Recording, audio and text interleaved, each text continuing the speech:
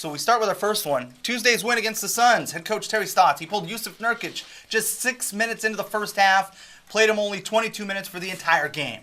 In 5 of the past 7 games, he's played 23 minutes or less. So guys, the question is, Nurkic falling out of favor in Portland? At the start of the season, most viewed Nurkic as a key piece to the Blazers' future. But what about now? Does Nurkic still have a future in Portland?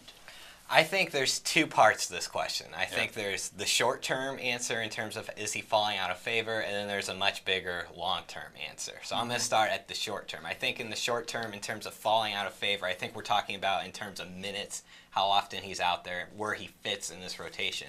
I wouldn't go as far as to say he's falling out of the rotation, but I think what Jason Quick said after the game is correct, that Terry Stotts might be sending a message saying, hey, man, we've just been giving you these minutes all year. You're going to have to earn it at this point, because he was, in those first 6 minutes against the Suns, he was not engaged. He only had 1 rebound, no points, and he was much more engaged and played much better in the second half of that game. And so I think this is something we might see Terry Stotts do. And we saw him do it, I think, a little bit at the beginning of the season, too. Remember, he wouldn't play him in some fourth quarters when he wasn't playing well. Maybe that was to get wins and losses as opposed to sending a message. But this isn't a brand new thing we've seen from Terry Stotts in terms of limiting Nurk's minutes. Let's stick on the short term, and then we can move to the long term question.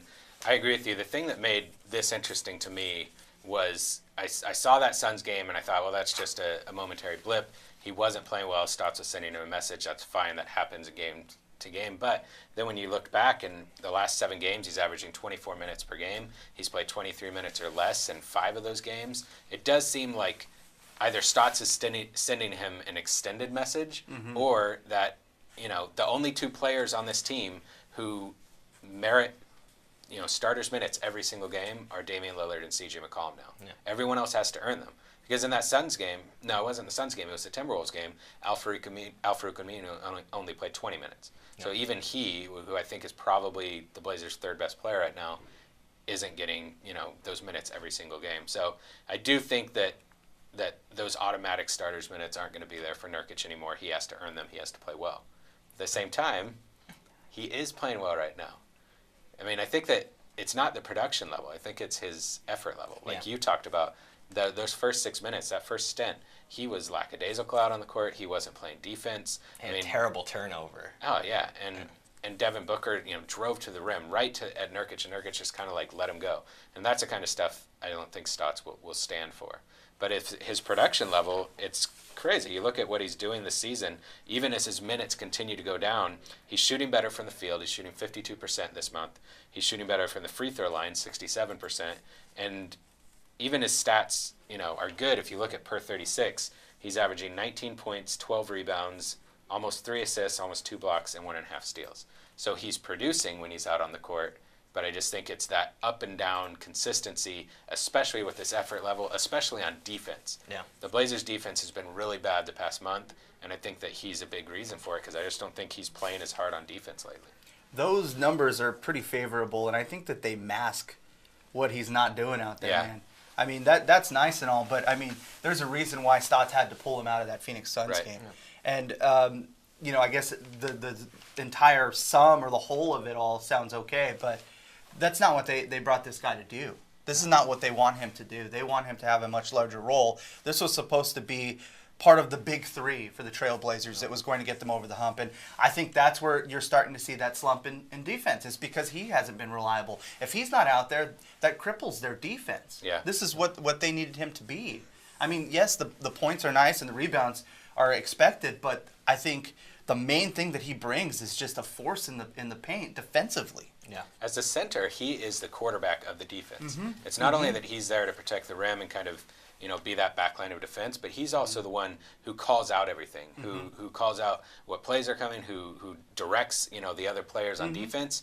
And if he's not putting in the effort right now on defense, if he's not, you know, whether it's trying to protect the rim or rotating over to help, or if he's not out there communicating, then that's why he's losing minutes. Because I think offensively, he's been better than he has the rest of the season. But his whole strength, the whole reason that the Blazers got so much better last season when he came here was his defense. And if he's not playing defense, then that's why he's falling out of favor, whatever you want to call it. why Stotts is playing him less now. And one of your supposed star players can't be this inconsistent. I don't think he is anymore. I don't think you can consider him that. The Blazers, he's not a star player. They don't have a big three. No. Yeah.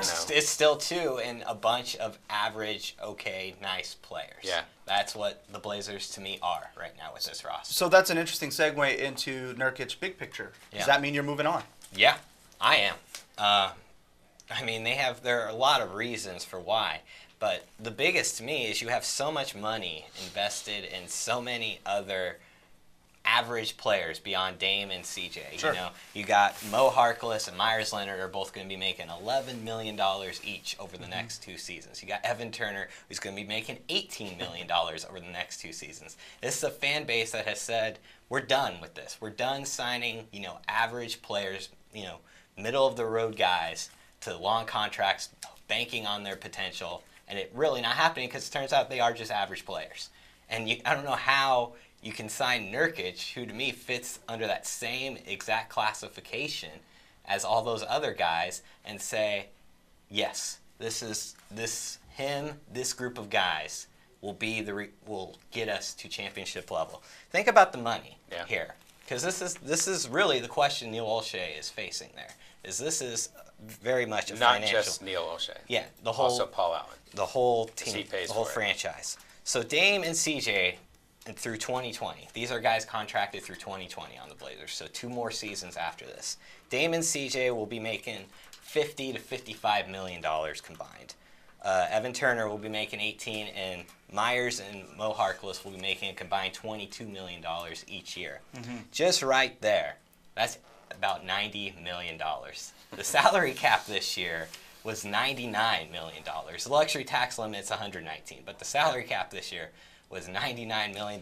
Right now, you have $90 invested in those 5 guys over the next 2 more seasons. How can you then pitch to Blazers fans, if you were to sign Nurk long term, which I think at this point saying he'd get a $12 to $15 million a year, 4-year deal, I think that's very possible. Yeah, probably. So adding that to the mix, you're talking over $100 million for those 6 players for the next 2 seasons, and you're supposed to try to sell this fan base that these 6 guys are the foundation to a championship team. I don't know how you can sell that. Yeah, that's what it comes down to me as well, is that I don't think Paul Allen is going to continue to pay what he's paying for this roster, and especially if you re-sign Nurkic, your ability to maneuver your way out of the luxury tax becomes infinitely more difficult. Yeah. And I don't see him doing that for a team that's going to be mediocre, hover around 500, because I don't think this team is better than that. And I think that that's what Paul Allen might be seeing now as well. And I think they have a player that they invested in that they really like, who's 20 years old and is exceeding everyone's expectations as a rookie. Yeah. So are you going to back up, the Brinks truck for Jusuf Nurkic when you have someone who might be ready to play starters minutes next season? I didn't think that Zach Collins was going to play at all this season. No. And he I don't want to overstate it, because if you look at his stats, they're not that impressive. But what he's doing out on the court shows that he's an intelligent player, has a high basketball IQ, knows how to play the game, and he's getting stronger, and he has a confidence level that will allow him to succeed once he's given those minutes. So I think the Blazers have a choice to make. Is Jusuf Nurkic really the center of the future? Is he the player that they're going to be able to, make a surge and become a better team in the playoffs? If you don't think that's the case, then no, you're not going to re-sign him. And then the question is, do you hold on to him for the rest of the season and let him go, or do you try and trade him at the deadline? I'm glad you brought up the Zach Collins thing, because that's something when people talk about Jusuf Nurkic that doesn't get brought up, is no one going into the season, back in October, was Jusuf Nurkic was going to be, an 18-10 type player, and Zach Collins wasn't going to see the floor. So that was the vision we had when we were thinking the Blazers would probably re-sign Jusuf Nurkic. That's completely switched now. Jusuf Nurkic has been an average center this year, and Zach Collins is giving us hope that Jared says maybe next year. I think I'm going to go a year later on that. Sure, could be. But before he can be a starter. But he looks like a guy who will be a valuable starter for this team. He might not be, he might not be a 20-point-a-game type guy, but he's going to be a really valuable player for this team in a couple years. And so I don't know how you can invest money in Jusuf Nurkic when Zach Collins, at the start of the 2019-2020 season, might be just as good as Jusuf Nurkic. Well, there's a reason why they're investing the minutes in Zach Collins right yes, now. Yeah, I agree.